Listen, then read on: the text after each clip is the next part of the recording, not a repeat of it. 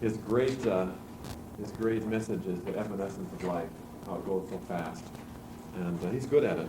So that name, I didn't quite get it. It's Housman. Oh.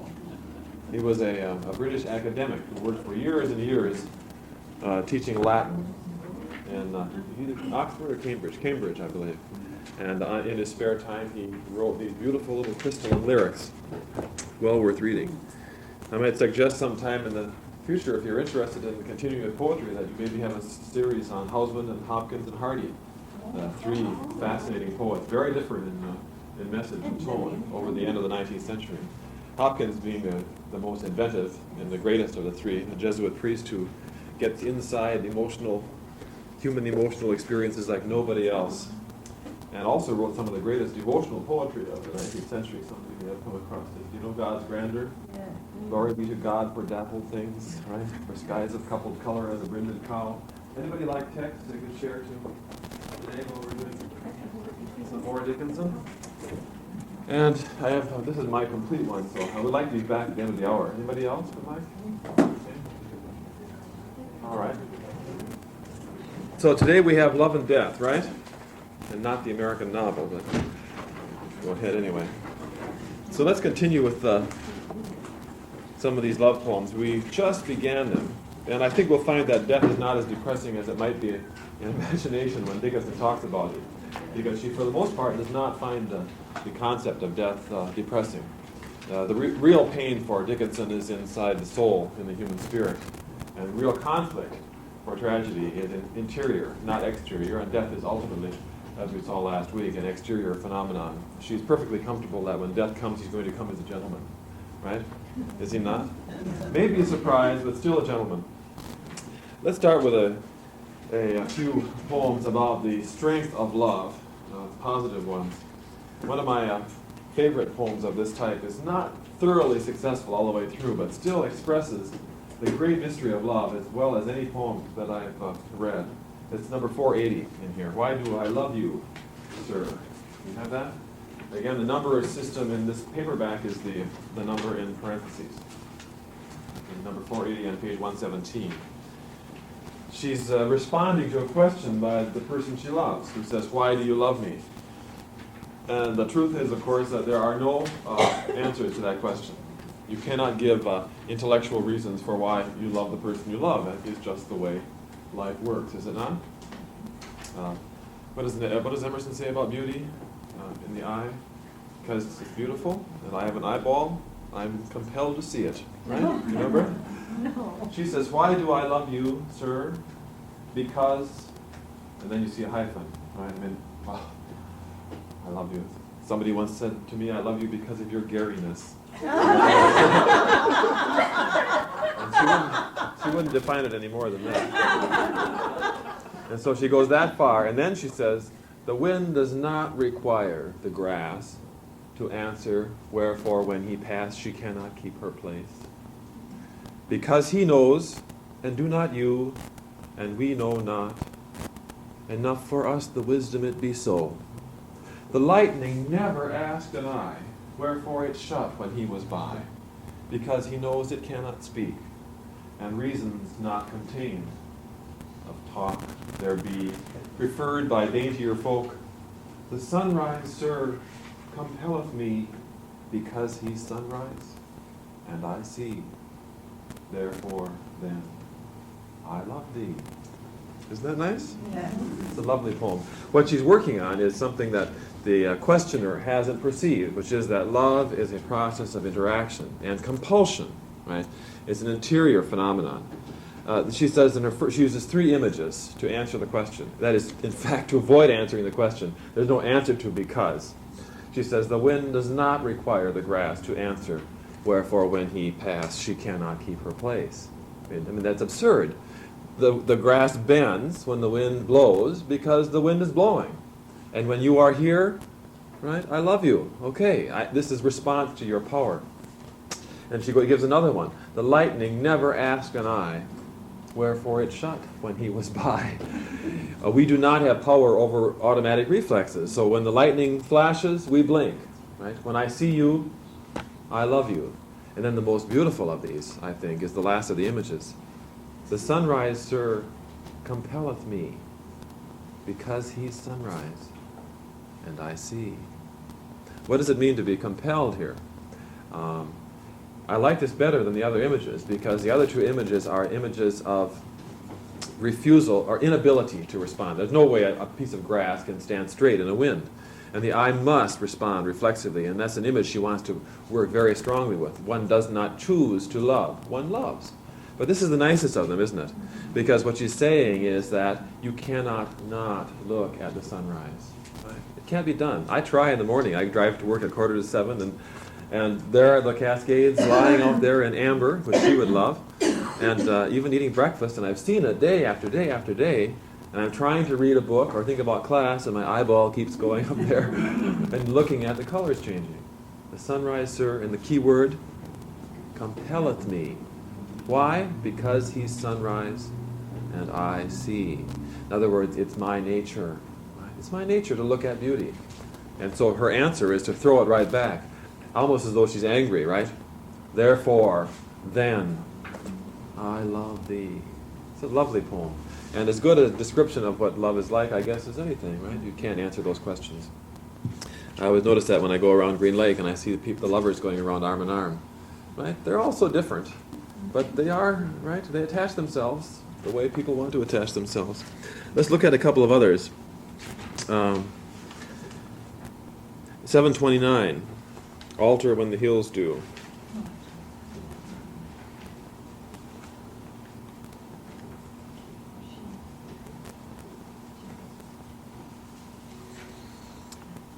Altar, the question here is, you will change, won't you? Right? This ain't gonna last. Altar when the hills do. Falter when the sun question if his glory be the perfect one. Surfeit when the daffodil doth of the dew, even as herself, sir, I will of you. It's a very simple poem, easy to memorize. 3 words this poem is around, as you can see, and they're rejections. Right? Alter, falter, surfeit. Right? You will change, you will stumble, you will be satisfied and quit. Right? She says, no, no. When the hills change, I will change. When the sun says to himself, gee, there must be another better sun than me. There is an egocentric quality to this poem, you see. I mean, there are bigger suns and better suns than our sun, but the sun doesn't know it. And she knows that she is permanently in love with whoever it is that she loves. Nice, a nice piece. 246.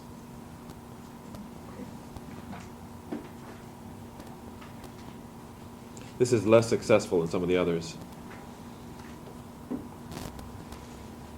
Forever at his side to walk, the smaller of the two. Brain of his brain, blood of his blood. 2 lives, 1 being now. Forever of his fate to taste, if grief the largest part. If joy to put my peace away for that beloved heart. All life to know each other, whom we can never learn, and by a change called heaven. Rapt neighborhoods of men, just finding out what puzzled us without the lexicon. Awful conclusion, isn't it? I mean, it just thumps right down. I've often wondered, she must have had to go get a pie out of an oven at a time when she was writing the poem. The poem starts out very well, however, doesn't it? That is, she's looking at the claim to permanence that we just saw in the other poem. More than that, it's unity. It's that phenomenon of 2 people becoming one. Right? You cleave to your wife, to your spouse. Leave your parents. Brain of his brain, blood of his blood. And then to go on to say, so when you teach this poem, students, feminist students, are often upset by it. Right? Forever of his fate to taste. If grief the largest part. If joy to put my peace away for that beloved heart. Feminists do not like that kind of sentiment, right? I'm not sacrificing myself for any man. He can taste his own grief, and I'll have my own joy. I think it's a great failure of perception to see that any love poem is from the point of view of a pair. And the proper perception of a poem like this is that he is saying the same thing, right? I mean, that he loves her just as much, and would do his utmost to share or relieve her of grief and share his joy. So it's not a matter of him saying, you're taking my grief and I'll take your joy, but that the perfect love relationship is giving up and taking on, right? Giving up and taking on, unifying oneself that way. I think if you see it right, it's not an oppressive anti-feminist poem. It's a poem of love, and that love is not assertion of individuality, right? But assumption of another individual, two becoming one, and there's a big difference there. Let's look at the poem just above it. This is usually read as a love poem too, but a poem of loss. I held a jewel in my fingers and went to sleep. The day was warm, the winds were prosy. I said, 'twill keep. I woke and chid my honest fingers. The gem was gone, and now an amethyst remembrance is all I own. There, she had her chance. Right? I don't think this has to be a love poem. It could be any greatly desired or valuable experience. It's more a poem, I think, about the relationship one has to what one ought, to what one might have. Okay. The key line is the third line of the first stanza. The day was warm, the winds were prosy. Right? 'Twill keep. No, 'twill keep. You don't put it aside, right? You don't. The nice thing about that line is that you say, "Oh, I'm tired today, right? We'll do it tomorrow, right? Or I'll have it tomorrow, or let's enjoy this another day, right?" And so she puts it aside, and she falls asleep, takes a nap, and she wakes up, and what is opportunity done? It's flown. It's flown. And what does she have at the end? You see, it's not a poem of absolute loss, because she is allowed something, an amethyst remembrance. But when she says, "is all I own," she could have had the actual jewel, right? And which would you rather have, the remembrance, which is beautiful, or the jewel itself in your hands? I held a jewel in my fingers. That's nice. Now, let's get a little more erotic. To the next page, 249. This is probably her. We already did the one in the desert, with thee in the desert, with thee in the thirst, with thee in the tamarind wood, leopard breeze at last. Marvelously erotic poem. But this is her most aggressively erotic poem, and a poem that fascinates students because of its absolute avowal of passion. Now, she may have been a virgin all of her life. We don't know. The odds are probably in that favor, but it didn't prevent her from knowing what passion was. And probably she's better off this way than with most of the men she would have encountered in her day. Wild nights, were I with thee, wild nights should be our luxury. Futile the winds to a heart in port, done with the compass, done with the chart, rowing in Eden, ah, the sea, might I but moor tonight in thee. Right? Desire and passion imagined wonderfully. Let's look at the poem a little more closely, because it's a poem that merits some close attention. Wild nights, were I with thee, wild nights should be our luxury. What is the surface image? That the Storm. it's a storm, yes, and she can, yes, and the poem continues to focus on storm imagery, boating, but of course it's were I with thee, while it's not a very well concealed message, is it? It's just me and you together, we would have the luxury of passion. So it's very clear. You don't have to be a looker for symbols to see the passion in that. There's also some subtlety going on here. What does the word luxury mean to you? What does it mean to you? Luxury. It's special? But indulgence? Yes, as opposed to necessity for one thing, right? So a luxurious event or a luxurious experience would be one that would be A world cruise. A world cruise is a luxury. Would it be? Does luxury have a sensuous quality to it? Yes. So plush, right? Plush. We all but do you know that luxury is? Is that right? Yes. A variation of that word. Yes, luxury and lechery are the same word. Yes. And that's kind of interesting, isn't it? Well, lechery is a luxurious activity in some ways. So etymologically, the poet knows, right? Yes. And luxury has a sinful quality to it, does it not? I mean, even without thinking of lechery as a word, a person should not indulge in too much luxuriousness. Does Dickinson know that in that word is embedded meanings that have something to do with lechery? Yes, she does. This is the passion of the poem. And she's counting on the awareness, right? Even if you don't know it internally, that luxury has a quality of lecherousness to it. Is she desiring someone? Yes, very strongly. It changes the stanza a little bit, doesn't it, to know that? But now what happens? Futile the winds to a heart in port. Done with the compass. Done with the chart. What's happened in this second stanza? Where has she taken us? You're back at port. Okay, the first stanza emphasizes the winds and the storm. The second stanza brings you into peace. The movement emotionally then is passion towards the one you love, but then something even better, right? Which is the quiet pleasure and safety of mooring together, right? Fulfillment, yes. Futile, the winds, danger, but no danger, right? With the right person. Where's your heart? It's in port, the sea image goes on. Then done with the compass, done with the chart. What is that getting at, by the way? On one level, it's just making it through the storm, right? Because you use a compass to see where you're going. But what is it? Done with the conventional, done with the compass. Rules, regulations, but it has to do with getting someplace, right? If you're looking, You don't need the compass anymore, you're there. you found where you want to be. And in human relationship terms, right? To find the one you love, right? To be with the one you love. Not to be out hunting for a loved one, not to be alone, right? Not to fight the battle, but to say, I've got my woman, right? I've got my man. Away go all the books on how a single woman does it, right? How you find your man. So that sense of comfort and relaxation. I'm done with the fight. Rowing in Eden. Now what's happened? You're rowing instead of against a storm, but it's in paradise. It's in Eden is paradise. And what does rowing do, by the way? As opposed to the other part of the other that the poem leads up. Well, it's living together. But what kind of an action is rowing? I think you're right about that. But think of the poem. Can you row in a sea storm? No. It has to be a placid. There has to be a placid, calm. Also, it's a much smaller boat, right? You probably would not have a compass and chart if you're rowing, because you'd just be crossing a bay or something.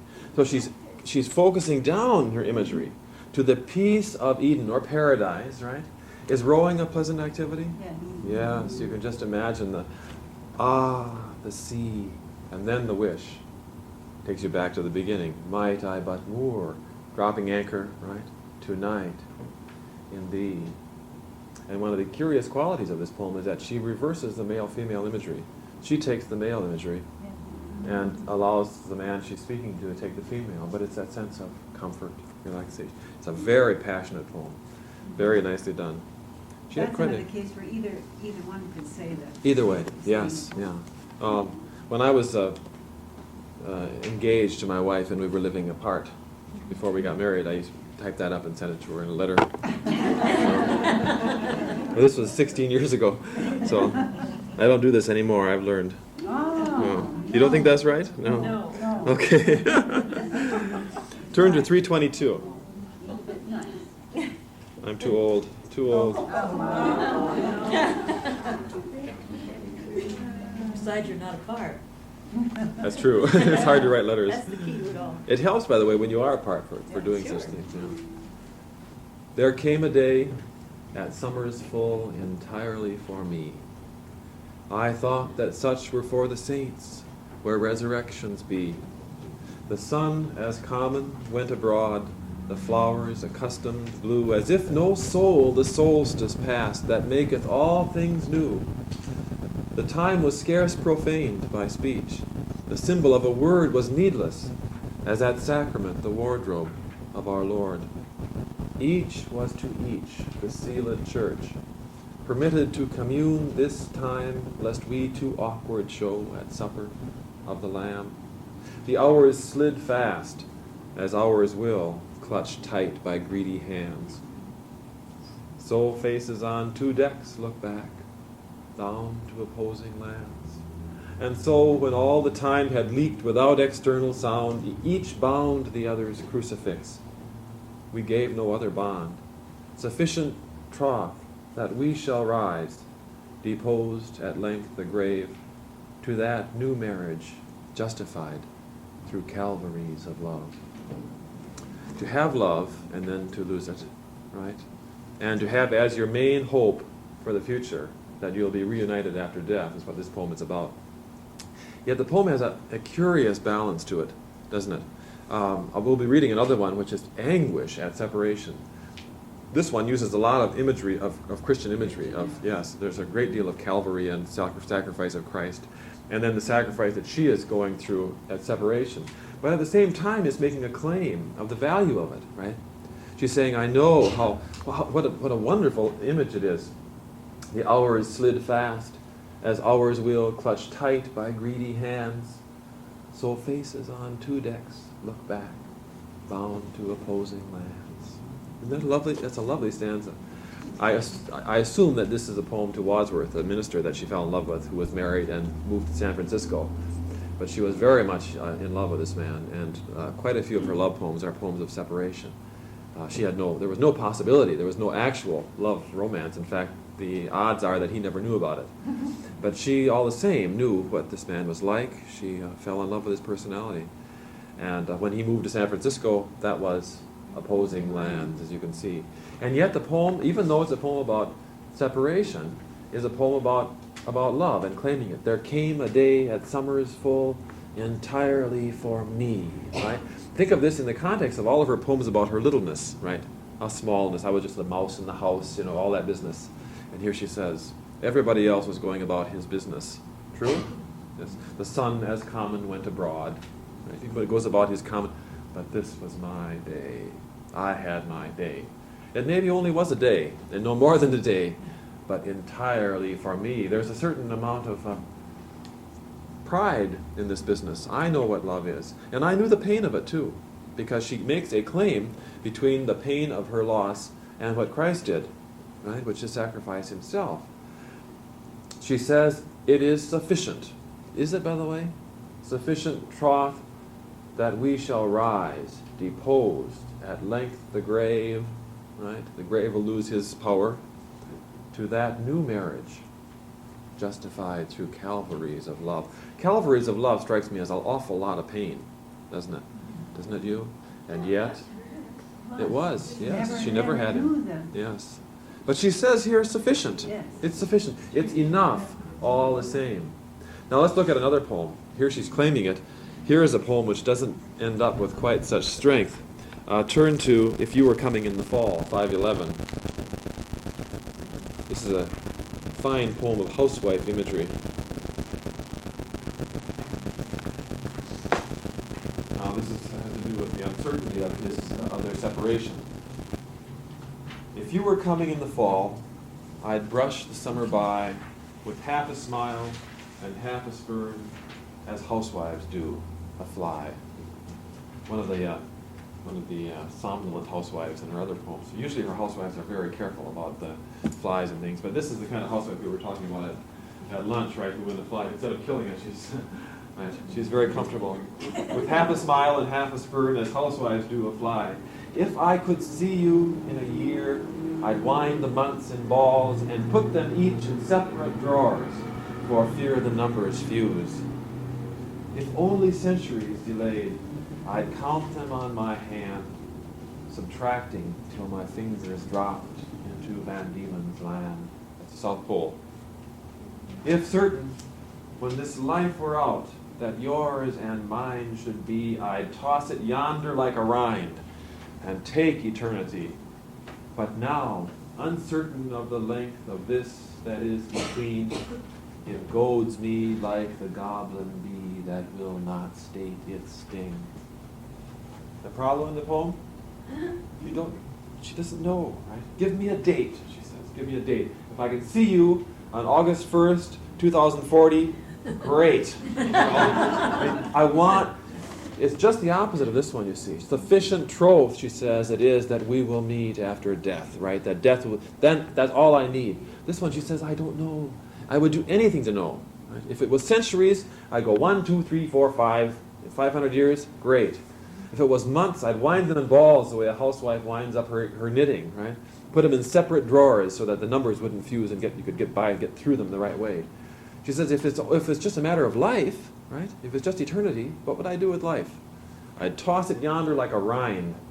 That's a lovely image. You're eating an orange or something. You just that's all. But, and then that stunning last stanza, which she has a way of moving off into difficult images after giving a series of real clear images, right? Straightforward language. Toss it yonder like a rind. See how normal that language is? How un-Longfellow-esque? And then she comes, but now uncertain of the length of this that is between, it goads me like the goblin bee. What does that mean? Goads, and prods, right? Yeah. Prods. The goblin bee? Bees are not goblins. Bees are not goblins. But Haunt. Goblin haunts. a goblin haunts. Is there an evil or a trickster quality? Yeah. A trickster quality to goblins? Yeah. What's the bee doing? Buzzing around her. Yes. Is it going to sting or not? Is he gonna? Does she want to sting? Sure. Sure. Yes. Sting me, but stop flying around my face. She would taunting her by refusing to settle down, to give it. It's curious because you'd expect that the date would be something she would highly desire, but the image she offers is something that one would not want, except that that is exactly what she wants. She's not concerned with it being next week or next month. She doesn't care. She wants to get rid of uncertainty. August 1st, 2040. I just pulled it out of the air. But that's good enough for her if it is. Yeah. Do you like that? Okay, let's look at a few more. Let's see what's next. Let's read a comic one, 494. Well, we don't want to be too depressed.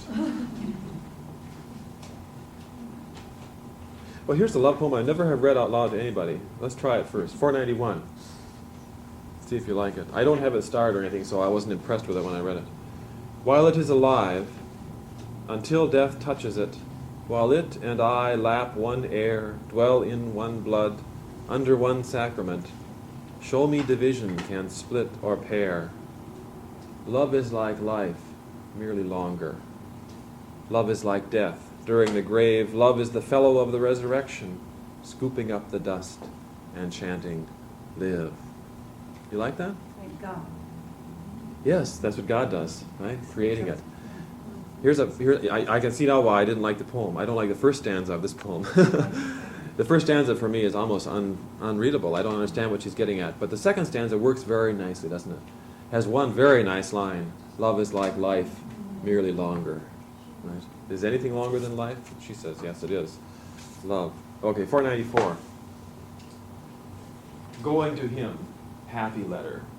Tell him the page I didn't write. Tell him I only said the syntax and left the verb and pronoun out. Tell him just how the fingers hurried, then how they waited, slow, slow, and then you wished you had eyes in your pages so you could see what moved them so. Tell him it wasn't a practiced writer.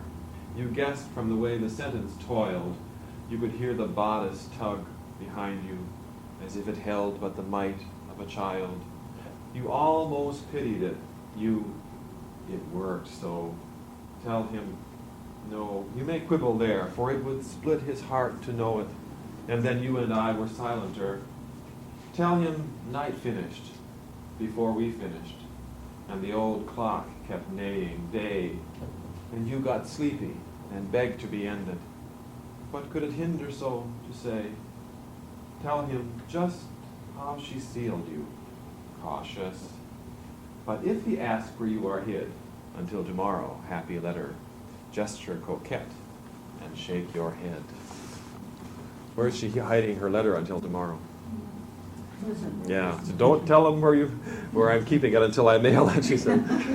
It's a cute little poem about the process of writing letters, and I don't want to analyze this so closely, but if you go through it, you can see, without saying anything about the words of the poem, the whole emotional experience of writing a letter to someone you love is expressed, right? The easy words and the hard words, right? What you want to say but can't say in so many words. So you tell a syntax, but you leave the verb and the pronoun out, like love, you, right? You can read through these lines, and it holds up pretty well. This poem, by the way, is extant in poems in a version which is going to her happy letter as well. She sent it to friends, and if she sent it to a female friend, she would send it to going to her happy letter, and to a male friend, she'd put going to him. Okay, let's try 636. Speaking of letters.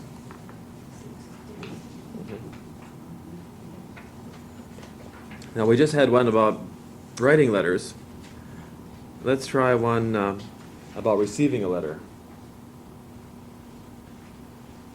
You ever receive letters you are afraid to open up? Yeah. You don't want to know what someone might say to you? Usually the opening is not anywhere near as bad as the imagination of the opening, true? Property taxes. Yeah, every year that one comes. Get a long, stiff double bourbon on the rocks. The way I read a letter is this. 'Tis first I lock the door and push it with my fingers. Next, for transport, it be sure. And then I go the furthest off to counteract the knock, then draw my little letter forth and slowly pick the lock. Then glancing narrow at the wall, and narrow at the floor, for firm conviction of a mouse not exorcised before, peruse how infinite I am to no one that you know, and sigh for lack of heaven, but not the heaven God bestowed. She's corresponding with her lover. She doesn't want anybody to know how infinite she is. It's a curious poem. She locks all the doors, she tests them to make sure that they're, and she goes as far away as she can not to be disturbed. She looks narrowly around, a firm conviction of a mouse not exercised before. She doesn't want any human creature to see her open up this letter that says, I love you in it. And what does she do then? She says, I peruse how infinite I am. But since she's speaking to us, to no one that you know. Right? She's not talking about religion here, right? And sigh for lack of heaven. What does she want? Him, but not the heaven God bestowed. She wants something else. She's by herself. A nice little poem. Well, let's try two more. 1760.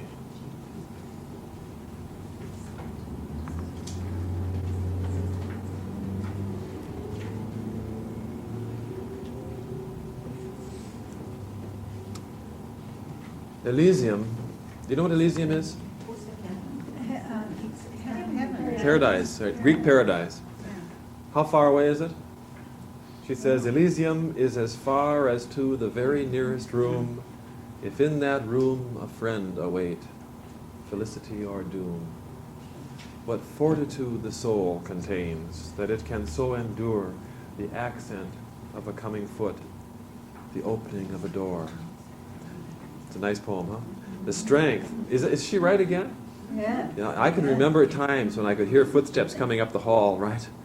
Yeah. And I remember once looking out of the window of my office and seeing somebody look up at my window. This is a fellow I didn't want to see. I was having professional disputes with him, but he was leaving Fidelford, and I looked down, I saw him look up at my window and then come back into the building, and I thought, my God, he's coming up here. I don't want to talk to him. And I shut the door, and I sat there and waited. And then I heard the elevator go down, and I thought, I cannot stay here. So I left the office and went around the corridor just so I wouldn't hear his footsteps coming up. A different situation, I think, but the same idea. But fortitude the soul, you don't have to be in heroic battle. One of Dickinson's continual arguments as a poet is against the attitude that in order to understand human emotions, you have to be living extended human situations. That to understand heroism, you have to fight, right? To understand despair, you have to be destroyed in some way, physically or materially. No. That is courage occurs right here, in this room, in this house in Amherst. And it has occurred many times, fortitude. Elysium is not over in Greece, you see? That's why she uses that term. It's as far as to the very nearest room, if in that room a friend await, felicity or doom. It's a nice poem. And then, one of her finest poems, 1732.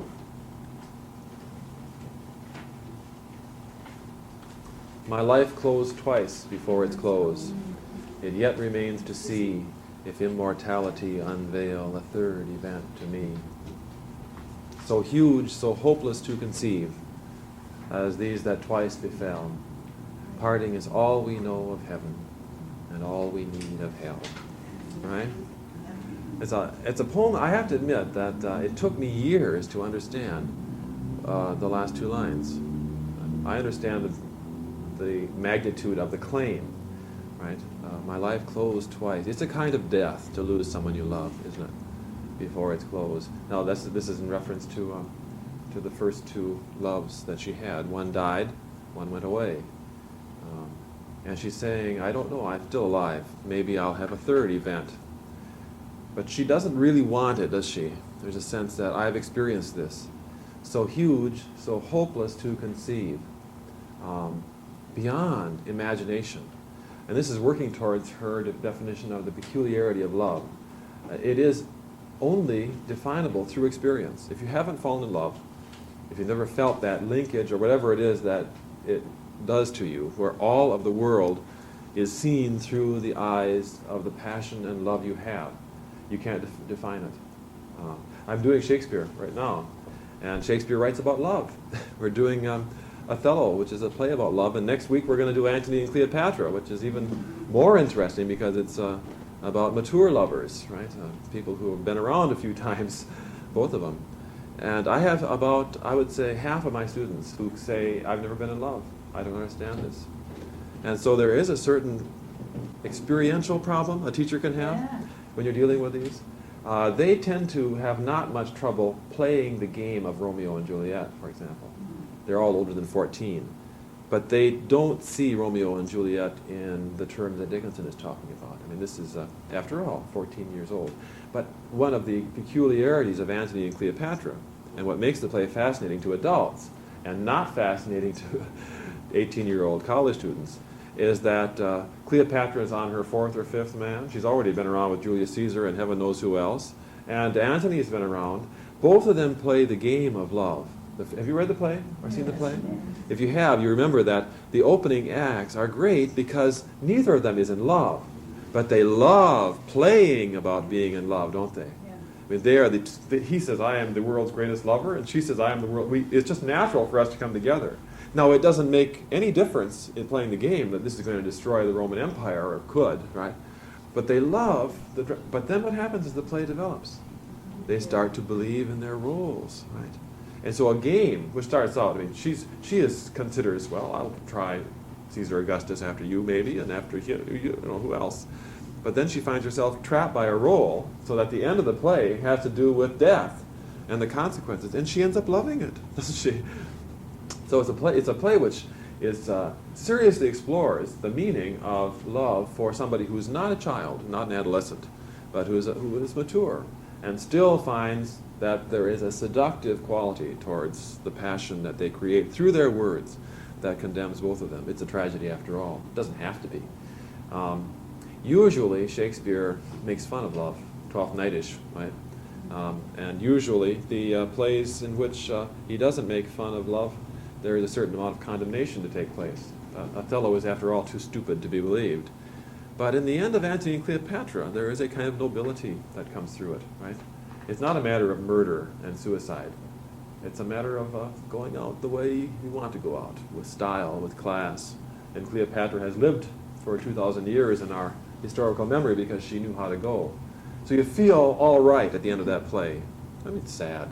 But it's not the kind of horror you get with Desdemona being smothered to death, right? In the stupidity of it, the anger you feel towards the whole process. So huge, so hopeless to conceive. The problem with Antony and Cleopatra is that neither of them had loved, had they? Not until they met, not until they played their game. And so they couldn't predict what was going to happen to them.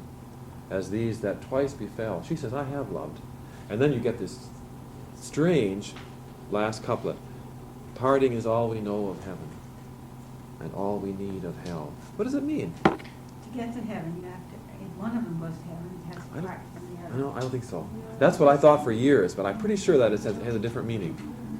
Heaven is paradise. The difference is the joy and the sadness of it. It's yes, there is joy and sadness. But how? I mean, we know that parting is terrible. But what is it about parting that allows us to acquire knowledge of the paradise? Isn't it that? You realize how special it was? Yeah. When you only know how special something is when It's when you're losing it. When you're losing it, yeah. It took me years to see that. This is what she's getting at. One of the strange phenomena of love is that when you're in it, it's like being 3 feet underwater, right? You can't really perceive the depth of the range. Right? You live in it. It colors all of your experiences. When you separate, then you are able to see. It has to do with knowledge, right? Not experience. Parting is all we know of heaven. What can you say about what love is? When you're in it, why do I love these? Right? I mean, this is it. But when you have lost it, then you can say, I know what it was like. Right?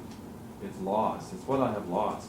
It's in the same mode as success is counted sweetest to those who never succeed, right? I mean, those people who are out there tipping the tankards in victory, they don't know what success is. The man who's dying out there in the field, he knows what success is because he's got something to measure it by, right? She's using the same kind of sense. Yes, parting is all we know of heaven, but at the same time, and all we need of hell. You don't have to learn any more about hell than you will learn having gone through the loss of the one you love. I'm absolutely certain that this is what. But I read this poem and taught it year after year, and I remember telling students, I really don't understand these last 2 lines. Then it came to me in a flash of pain. No, that's not really true. You mean, Gary, that the heaven that was past being with that person? Is that what you mean? No. I mean the quality of heaven can't be defined except through the loss. That is, right? But how can you find heaven through loss? Because it's the only way you can, see if I can say it right. The heaven is, of course, the love, the state of love, right? This is paradise. And you won't get any better in the other world, right? She defines that in several ways, in terms of poetry as well, right? I'd rather have the heaven of poets than the heaven that people prepare for, as she says. But you can't define it, you can't know it by experiencing it. That is, in the experience, you cannot talk about the knowledge of it. So that when the question is asked, why do I love you? I can't give you that. I mean, I can't give you the knowledge of why things go. For your Gariness. Whatever it is. Yeah. Yeah, you use a null term. It's a null word. You love a person for all kinds of reasons. And it's the totality that makes you who you are that somebody loves. That's what they love, right? But when you lose that love, right, separation, then you have a yardstick by which you can measure the depth of it. Right? That is, and since this is heaven, and the closest you'll ever get to it, in order to say, I know what love is, you have to have a range against which to place it. And it's the loss, it's the depth of loss that tells you what you had in the heaven that you had in your love. Yeah. And that's why the depth of loss is hell, right? It's the hellishness of separation that makes you aware of, you don't need any more hell. This is enough hell. Right? No matter what God has in store for you, He's not going to make it much worse than the loss of the heaven that you've had. I suspect the crucial word here is no. Right? It's not all we experience of heaven, but what we can say in our head, heaven is. Right? It came to me when I was looking at that word no, and trying to decide why can't I understand these 2 lines, and I think it has to do with that she's trying to say, okay, tell me what heaven is like. Okay, fall in love and lose her. I'll tell you what heaven was like. Then you'll remember what heaven was like. You'll also get an extra added bonus. You'll know enough about hell to satisfy you for eternity too. Good stuff. Yeah. Let's see. I've got a couple of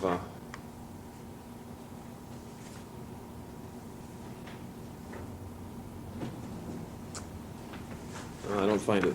I had a couple of poems that were more Freudian that I thought you might enjoy, but I didn't put them down apparently. Give me 1 second here and see if I can find it. It's up here in the front. No, we'll skip it. Let's turn now. We may have time for a few to death. All right? We had enough of love for one day. Turn to number 49.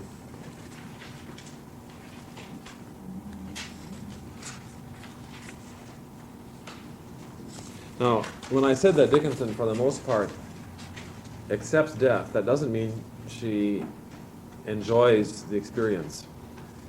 What she took as a poet, pretty much as a challenge, was the opportunity to experience it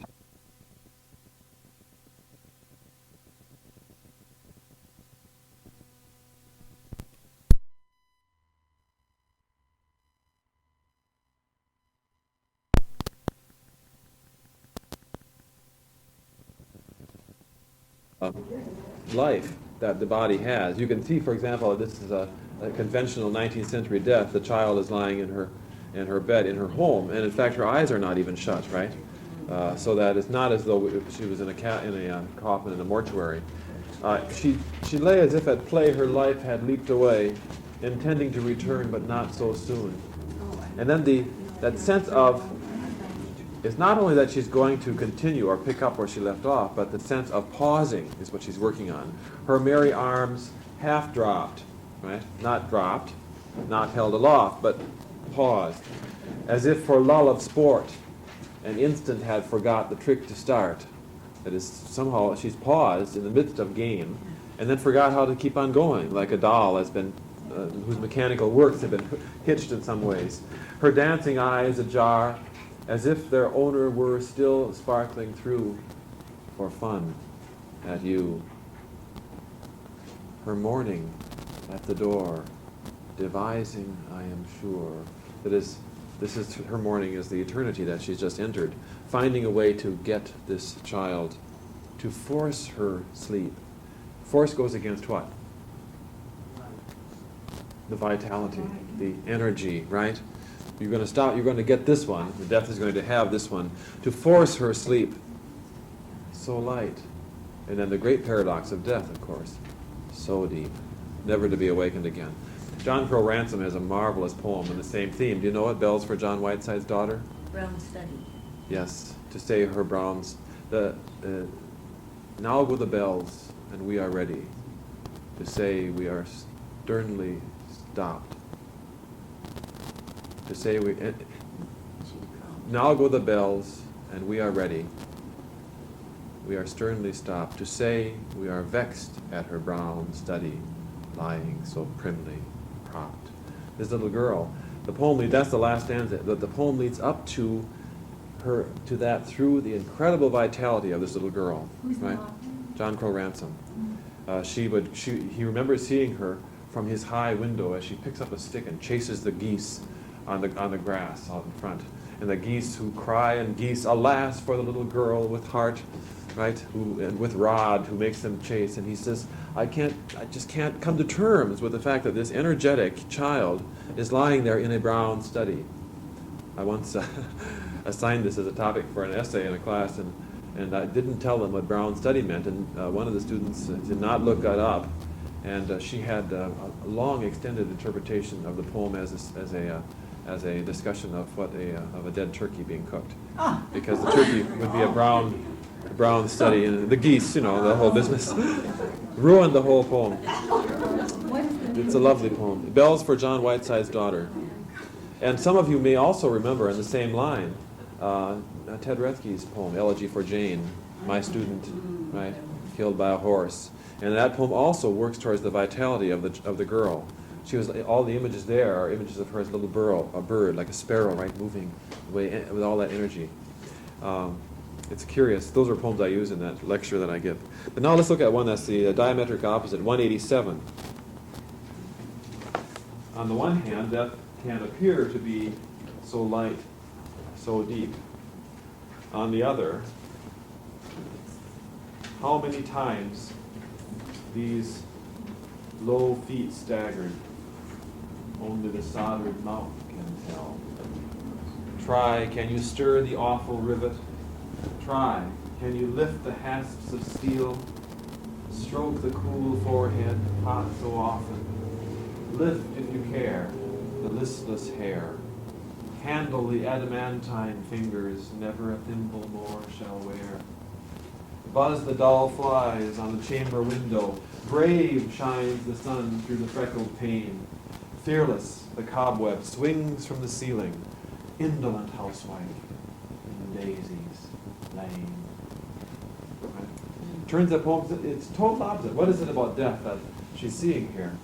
It's weight, it's solidity, it's heaviness, right? And she's like John Crow Ransom in his poem. He says, to say we are vexed at her brown study. His 20th century emotion is what vexation, right? Anger. In the old days, people used to weep and grieve, but we get mad. We're all products of Hemingway's generation, right? Where tough men do not do that. But Dickinson, even here, has already come back. She sees this woman, this housewife, and what do you say? Indolent, you lazy woman, right? There are cobwebs flying from your ceiling, right? It's a very interesting poem. How many times these low feet staggered. Have you ever seen high feet? Have you ever seen high feet? I mean, aren't all of our feet pretty low? Close to the ground? Well, okay, not in her day, though. What does low feet do? And staggered. Did she have a long illness? Yes. It's a curious use of language because we wouldn't speak in those terms, but she wants to get the sense of this woman apparently was worn out by illness, and her feet and her body is low, right? And staggering, the lack of strength. How long did this last? Who can tell? Only the soldered mouth can tell, right? And it's not going to say a word, is it? Try. Can you stir the awful rivet? Try. Can you lift the hasps of steel? You see solder, rivet, hasps. When you're dead, you are, right? You are really dead. You're knocked down, soldered in. Rigor mortis, yes, that sense of stone. And she picks up the stone image. Let's just try it. Stroke the cool forehead, hot so often. Lift, if you care, the listless hair. Handle the adamantine fingers. What is adamantine? Rock. Touch them. Touch them. See if you feel any humanity there. No, most of us have done it. It's like a statue, right? It's like a statue. Never a thimble more shall wear. She's done her work. And then she picks up the last stanza. Buzz the dull flies on the chamber window. Would that be the case if she were alive? No. Brave shines the sun through the freckled pane. The freckles on the pane? From the flies, right? And why is the sun brave? Because it dares to shine. It dares to shine through her. Who's going to shut the curtains? Right. What she would have done to keep the rug from fading. And then fearless, the cobwebs. Her last line is, you lazy, lazy housewife. What are you doing? But where is she? Lying in the daisies. Truly. Let's try a couple of others. The last night that she lived, 1100.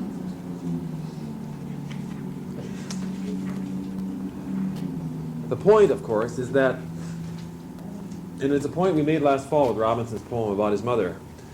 You can watch somebody dying, and you can anticipate dying, and you can look at a dead body, true? But you cannot come to terms with the fact. As Robinson said, we know all that we have ever known of what makes time so vicious in his reaping, right? It is only the experience itself will bring you to it, which does not lessen the need to come to terms with it. Death is a major event for every one of us, both in terms of our own death and in terms of that of the people around us. So this poem looks at the death of someone, it looks like a mother, and then tries to bring that phenomenon around the way Robinson tried to bring it around. And she does it in a somewhat different fashion. Did I see a hand, Linda? That's okay. I was trying to, that poem made me, I have an aunt who was at the Swedish hospital who had a coma, and they've done the CAT scan, and she'll never be normal. Yeah. She's in a coma. And you kind of apply that poem, it's almost like she's dead. Yeah. Bodies. That's not a problem that she would have come to terms with, you see. She would, Horrible thing. yeah, terrible. That's for that sense of rightness and wrongness of the personality. My one grandmother is still alive, and she's totally senile, 89, 90, something like that, in a home in Wisconsin. And it's just terrible. See, if she were in her right mind, she would be so mad. I can remember, don't ever let me become a vegetable. Why does it, Yeah. I mean, Yes. Oh. it's even worse. Yeah. No, it's a curious 20th century phenomenon because my grandmother would have died 3 or 4 years ago, but they put a pacemaker in her heart. She was already senile, 86 years old and senile, and they force her body to live. Heaven knows how much longer. And I remember her saying, that this. But see, in Dickinson's day, that kind of the body took its own natural course and died, and it was part of natural. We have ways of interfering and keeping people going, and yes. It's a very serious and crucial problem. A good one for your book review club to get a hold of some literature to talk about, huh?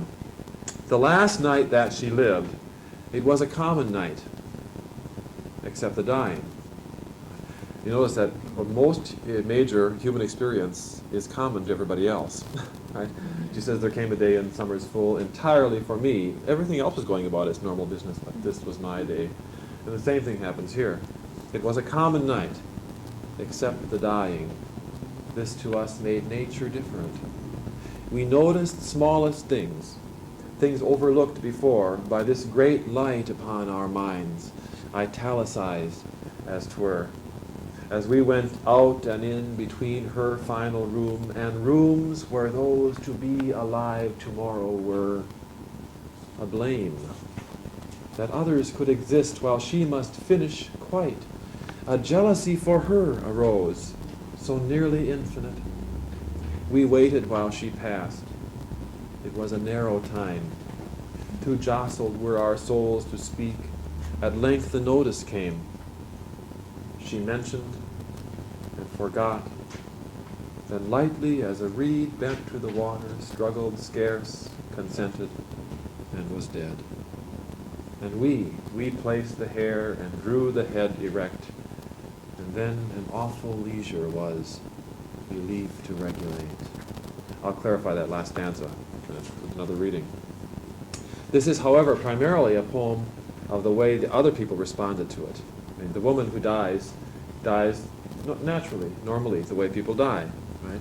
She even consents to it, is the word.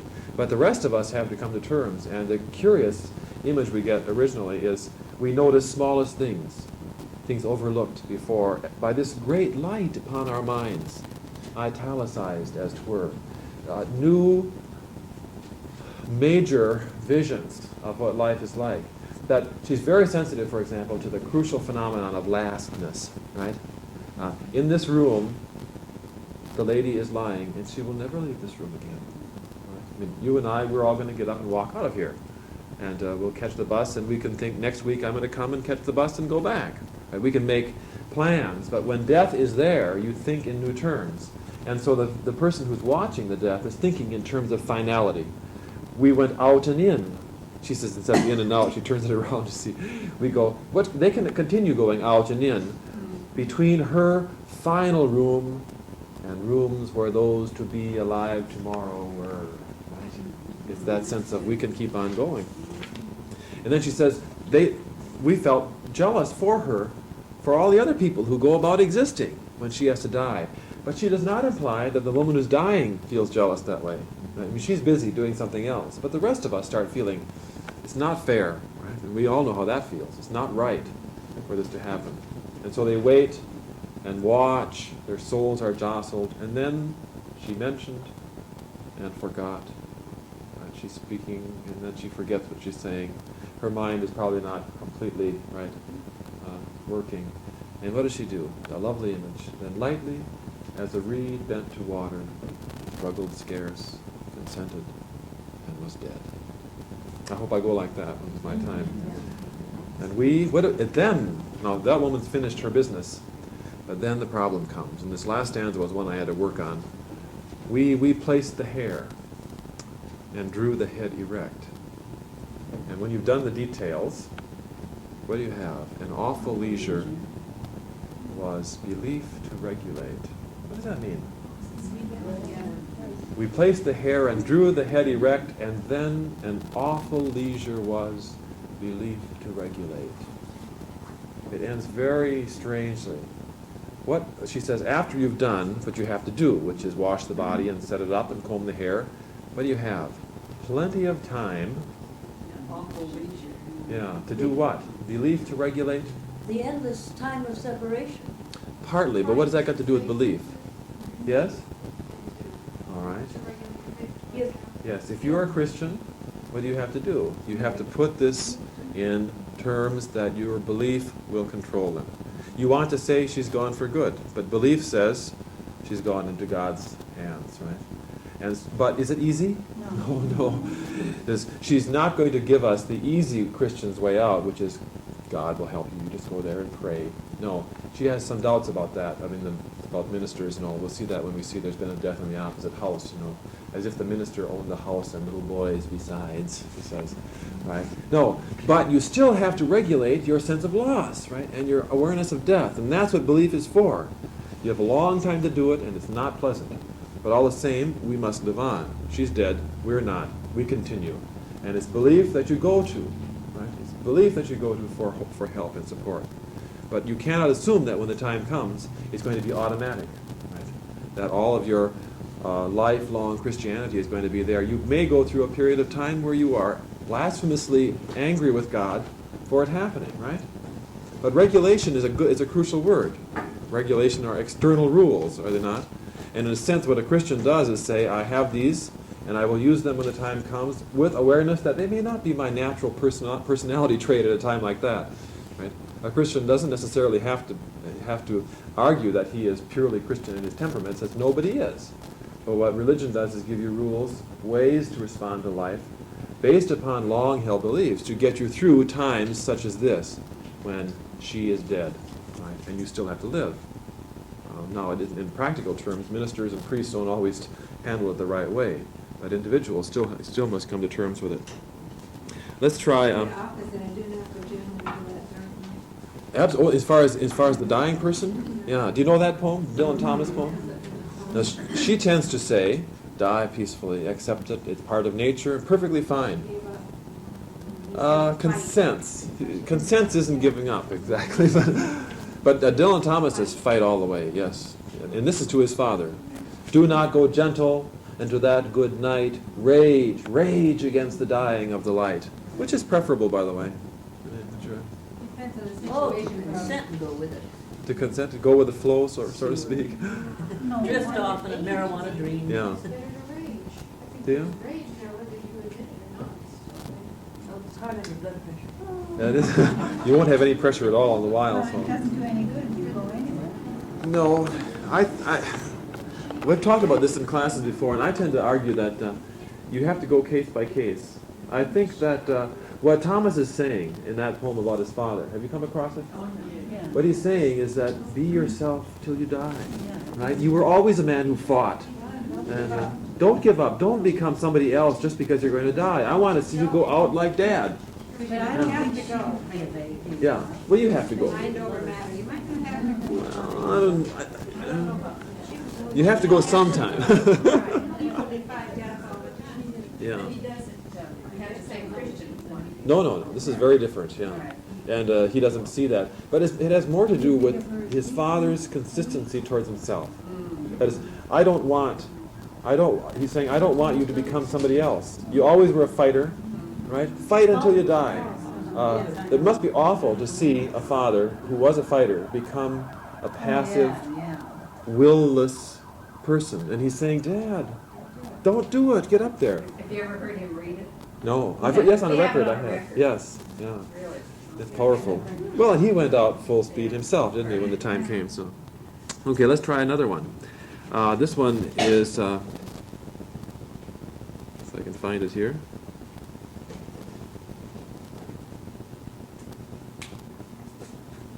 Oh, I saw it a second ago. Let's move towards some of her own poems about death. One of my favorite ones is, I don't know which one to do. 445.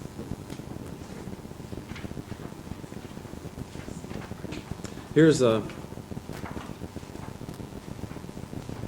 No, I better do... We better do Because I Could Not Stop for Death for 712. I assume this is a poem you all like, since everybody loves it. And it certainly sets her sort of code of attitude towards it. Again, it's not raging, as you can see. But it's also not surrender either, is it? She's saying, because I could not stop for death, he kindly stopped for me. As though death were doing her a favor. Very different from Dust Was the Only Secret. Remember where we have Robin after Robin smuggled to rest? This is a gentleman who's doing her a favor. She's too busy doing her life. He kindly stopped for me. The carriage held but just ourselves and immortality. We slowly drove, he knew no haste, and I had put away my labor and my leisure too for his civility. We passed the school where children strove at recess in the ring. We passed the fields of gazing grain. We passed the setting sun, or rather, he passed us. The dews drew quivering and chill, for only gossamer my gown, my tippet only tulle. We paused before a house that seemed a swelling of the ground. The roof was scarcely visible, the cornice in the ground. Since then, 'tis centuries, and yet feels shorter than the day I first surmised the horses' heads were toward eternity. It is a nice mood. It is not my favorite poem on death. I hate to say it because I know most people love it. It's a little bit easy for me.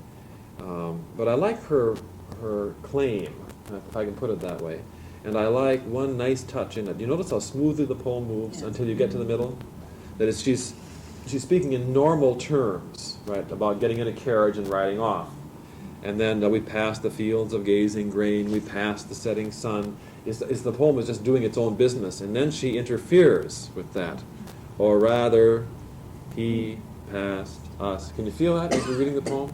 So what she's doing is trying in the versification to create the shock of changed experience. Because death is not just riding in a carriage. And so even though she picks you an image which carries you moving past, but then, no, something else. Yes, it stops entirely and starts over again. Yes, it's nice. And the house in the ground, what is that? It's a grave. It's a grave, yeah. It's a great question to ask students because about half of them will not see it, and you have to really look at it for a second. The roof, the swelling of the ground, you see. Why did they stop there? They had something to drop off? Yeah, drop off the body. Now turn to another one, 445. Dr. Culbert, that we passed the school where children strove at recess in the ring and the fields of grazing grain, and we passed the setting sun. That's the whole chronology of life, from being a child through growing up through the setting sun, and then nature reverses and takes her. That's right. Yeah. It's lovely. It's a nice, and I particularly like gazing grain. You see that she's even taking you in the travel up. Right, it's as though you're Mary Poppins or something, and you're moving off into the sky because you passed the children, and then you passed the gazing grain. Well, where would the grain be grazing? Right? You're looking down, and if the grain is doing anything, it's looking up into the sky, as though she were passing along like that. We pass the setting sun, and then she stops you in mid voice. Well, she's perfectly. You notice this poem is a poem which has no reference whatsoever to the grief of her relatives or her friends. It's strictly her own private life.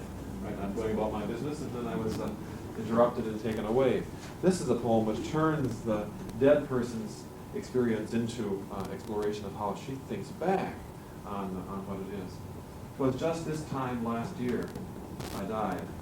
I know I heard the corn when I was carried by the farms. It had the tassels on. I thought how yellow it would look when Richard went to mill, and then I wanted to get out, but something held my will. I thought just how red apples wedged the stubble's joints between, and the cart stooping round the fields to take the pumpkins in. I wondered which would miss me least, and when Thanksgiving came and Father would multiply the plates to make an even sum. And would it blur the Christmas glee? My stocking hang too high for any Santa Claus to reach the altitude of me. But this sort grieved myself, and so I thought the other way, how just this time, some perfect year, himself should come to me. I remember reading this to you before, about 2 years ago or 3 years ago. Let's see, what time of year did she die? She died in March, I believe. Is that right? I have it listed on here. May 15th. She did die in the spring. But actually, she says I died in the fall, right? Or, well, no, yeah, it'd be summer, midsummer. You can see because this poem follows the sequence of the seasons. So see if we can catch it out. I died this time last year. When I heard the corn when I was carried by the farms, it had the tassels on. What does she hear? Is she in her coffin? Yeah. But she still has her sensory experience, organs. She can still hear things and smell things and imagine things. So when she hears the corn as the coffin goes through the countryside, she thinks how yellow it will look when it's being husked. And Richard takes it to the mill. She didn't have a Richard. She just liked the name apparently. And then when she imagines that, she thinks, I want to take part in that. I want to get out. Right? But just as the windows failed and she cannot see to see, right, in the other poem, here she's not allowed to get out. Something holds her will. So she continues imagining. I thought just how red apples wedged the stubble's joints between. What's happening there? What part of fall? Apples would be October, early October, right? Late September. Stubble's joints between takes you back to the harvest time. The corn stalks now standing in stubble, right? And apples have fallen and are lying in the fields, right? Wedged. So she's giving you a strong visual image. Already have the color yellow from the corn, and now you have the red of the apple and the brown of the stalks and the ground. This is a very visual poem. And the cart stooping round the fields to take the pumpkins in. When is that? Late October, right? Yeah. And by the way, carts do not stoop. People stoop. The gleaners stoop, don't they? But she uses the image of the cart stooping to harvest it's a strange image, but works nicely. So that's the end of October. I wondered which would miss me least. And now you're going to get the heart-rending images, right? The next holiday is Thanksgiving. And when Thanksgiving came, if Father would multiply the plates to make an even sum. First line of the stanza, I wondered which would miss me least. What's she doing there? She's turning language inside out again. Instead of more. What does that imply? If you say, I wonder who will miss me least, Everybody would miss you. that means everybody will miss you a lot, right? So that it's not as though there were gradients from nothing up to the most, but everybody's going to miss you. Will somebody miss me least? It's a sense of love. This family is a family of great love.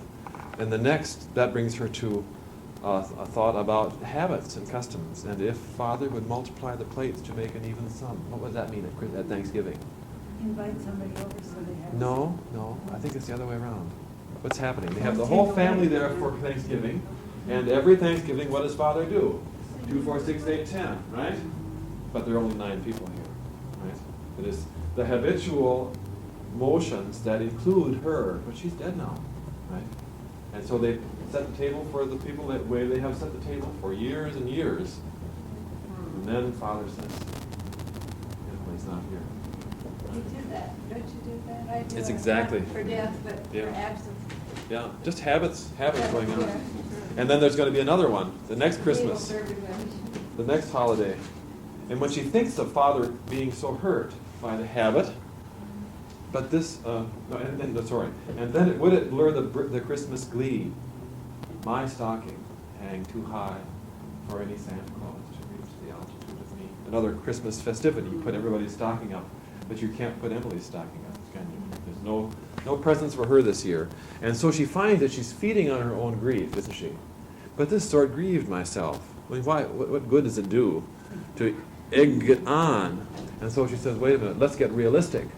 And she says, I'll think about it just the opposite way.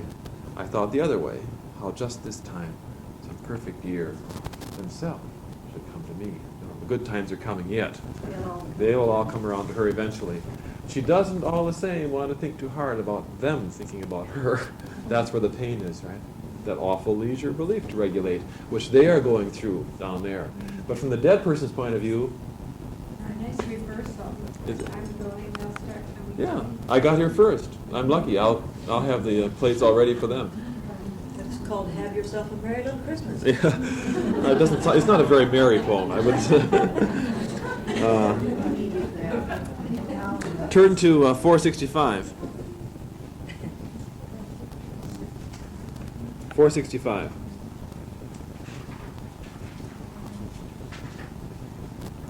See, isn't there a play like that where, let's see, people are in heaven and they're so happy? Our town, probably. Is that our town? And they're looking at the people breathing them. Yeah, they do that in our town. Thornton Wilder. Yeah. All that's happy. Here's the process of death here. I heard a fly buzz when I died. The stillness in the room was like the stillness in the air between the heaves of storm. The eyes around had wrung them dry, and breaths were gathering firm for that last onset when the king be witnessed in the room. I willed my keepsakes, signed away what portion of me be assignable, and then it was there interposed a fly, with blue, uncertain, stumbling buzz between the light and me, and then the windows failed, and then I could not see to see. It's supposed to be one of the best descriptions of the dying process ever done. And whole articles have been written on this poem over and over again and how great it is. It is a good poem. And strange. Once again, what she's doing is setting up traditional expectations from reality. Now, death is important to people watching death, right? So for example, if you look at this poem, Death on number 360, let's just look at it for a second as contrast.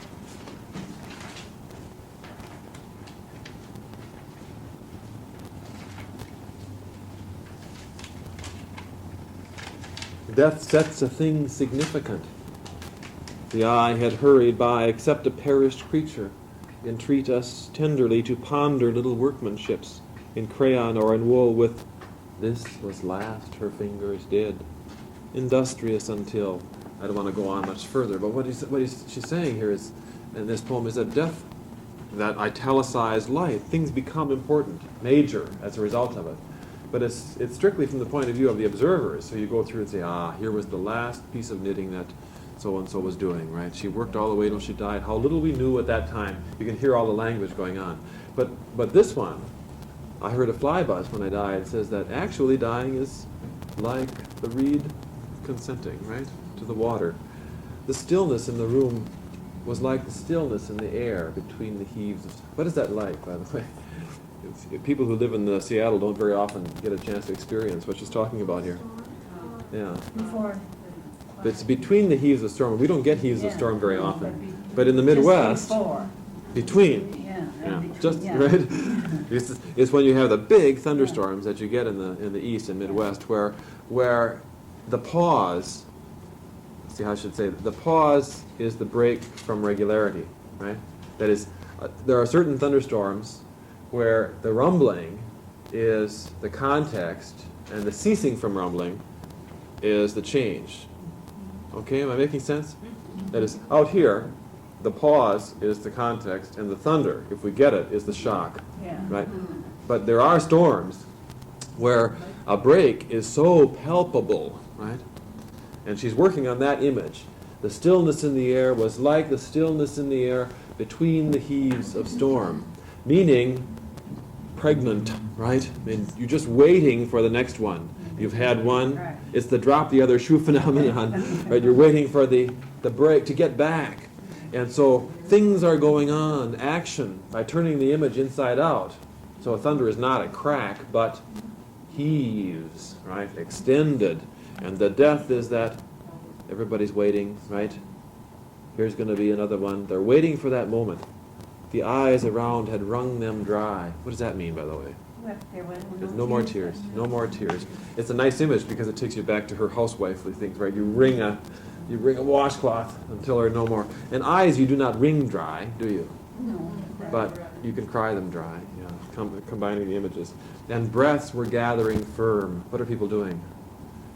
The time is coming. She's getting closer to death. What's the image of formality, right? After great pain, a formal feeling comes. Is it right? The breaths are gathering firm. for that last onset when the king be witnessed in the room. What king? Death or Christ, possibly. Somebody who's going to take charge. Of the dead one. If you're not a Christian, it could be death. If you are a Christian, it could be God. And what does the dying person do? She starts accepting the modes of death. Everybody else is there, right? In those days, of course, you lined around everybody stood around the bed, and everybody was called in. Now, when you die in a hospital, they kick you out, right? And only the doctors and nurses are there. I think it's a great pity. It's a great pity. Not even them sometimes. Sometimes, yeah. They don't even call it. No. I willed my keepsakes. Right? Okay, you're not going to take anything with you. Signed away what portion of me be assignable. Who gets the silver, who gets the jewelry, right? So good. She's going through the process that she has learned is the way one, okay. And then what happens? Just as she's starting to participate in this moment, and then it was they're interposed, the fly. Interposition is such a neat term because it doesn't belong there, right? I mean, something squeezes in. I could interpose myself between Mary and Virginia, and I would jostle them out of the way.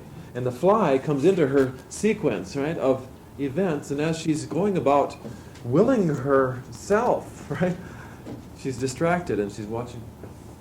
She's looking at that, and that's when you die? That's when you die? With blue, uncertain, stumbling buzz. Blue buzz? Why not purple buzz or green buzz or pink buzz? Nobody knows. Scholars are... If you could answer that question, you could get tenure at some university. The blue, uncertain, stumbling buzz between the light and me. What farm are you on? It's on 465. And then the windows failed. What's happened? Can't see them. She's dead. The fly has gone that way, right? And as she's looking at it, she dies. The windows do not fail, however, do they? Eyeballs fail, and I could not see to see. She retains the will to see, but she loses the sense. And I've been told that that in many, not always in dying, but in many natural deaths, you do gradually lose some of your senses. And that your mind is not the last thing to go, but sometimes you lose the sense of touch, right? And so this could actually be an honest sight, hearing. They say hearing is one of the last, which is why physicians are supposed to be very careful about what they say at a deathbed. It's true, isn't it, that people have not died who said, I was lying there and you thought I was dead, and somebody said, well, she's finally kicked the bucket, right? So the poem has a certain biological truth to it as well. 547 will extend some of this from the other side. I'm trying to go back and forth here between these things. I've seen a dying eye. And this is a dying eye that's not seeing a fly.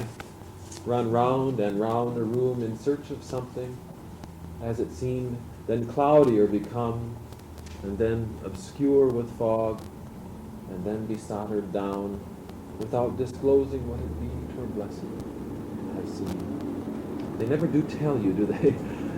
But she's saying, yes, there's something there. It is an experience, and one worth having. Well, let's do one or two more, and then see if we can find a... Oh, there are several others I ought to have done. To die takes just a little while, she says. You know, safe in their alabaster chambers? Let's take a look at this one.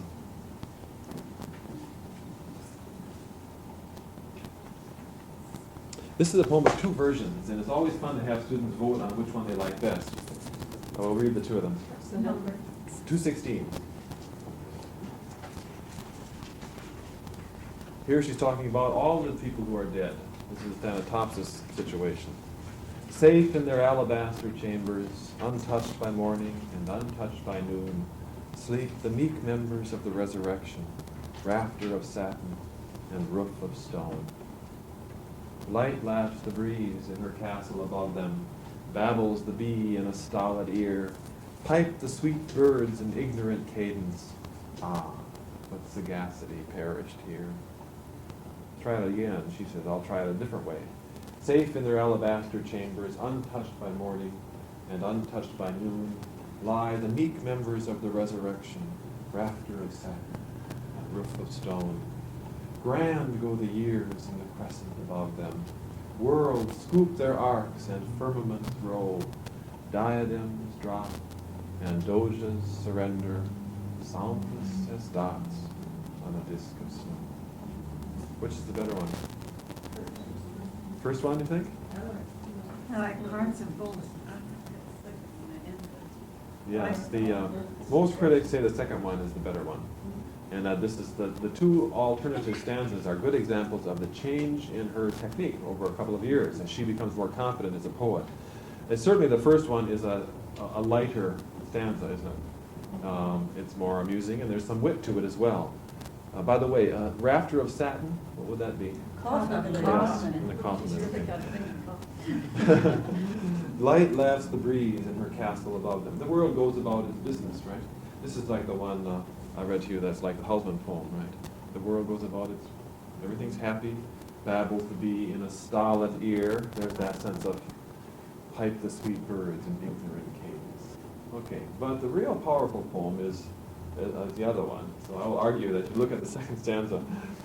Grand go the years. When you are lying there dead, members of the resurrection, the world is going to go out its business and keep on going. In the crescent above them, worlds scoop their arcs. That is the sense of the spheres, right? Continuing on. The day will come when resurrection comes, right? These are the members of the resurrection sleeping after all. Firmaments roll. Diadems drop. What's a diadem? King. Yes, crowns. Yes. Yeah. Kings will be knocked off their thrones and doges surrender. What are doges? Rulers of Venice. Rulers of Venice. I mean, all this will happen while you are lying there in your coffin, waiting to be born again. But to you, soundless as dots on a disk of snow. Do you care if Prince Charles is engaged? Not at all. Not in the least.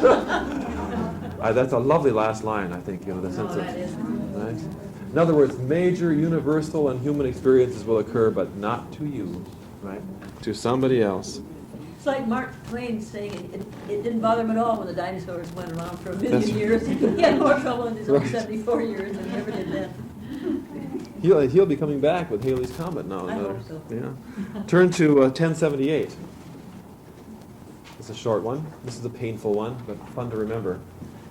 The bustle in a house, the morning after death, is solemnest of industries enacted upon earth. The sweeping up the heart and putting love away, we shall not want to use again until eternity. You know that one? Yeah, it's a nice little poem. What's the cliche behind that poem? What's the cliche? What's she doing? Cleaning up. Well, what's she cleaning up? What's she cleaning up? The bustle in the house. Well, the relatives are coming. We've got to get the house ready. What's she cleaning up? The sweeping up the heart. What's happened? But that's not our second verse. No, what's she sweeping up? Broken heart. Broken heart. Yeah, it's the ultimate cliche. I have a broken heart. But what is she? It's a terribly painful process, right? Bustle is such a wonderful term to start off with because it's the busyness. You're right, Virginia. You have to get the relatives are coming. You've got to clean the place up, right? The house hasn't been aired out for months, and so you go about. And bustle is such a good word. I mean, you like to bustle about your work, but it's the solemnness of industries, the sweeping up the broken heart, right? What do you do with it? What do you do with the pieces? Putting love away. We shall not want to use again until eternity. What else could I do here? We just have a couple of minutes. You can read all of these. Oh, there's been a death in the opposite house, 389.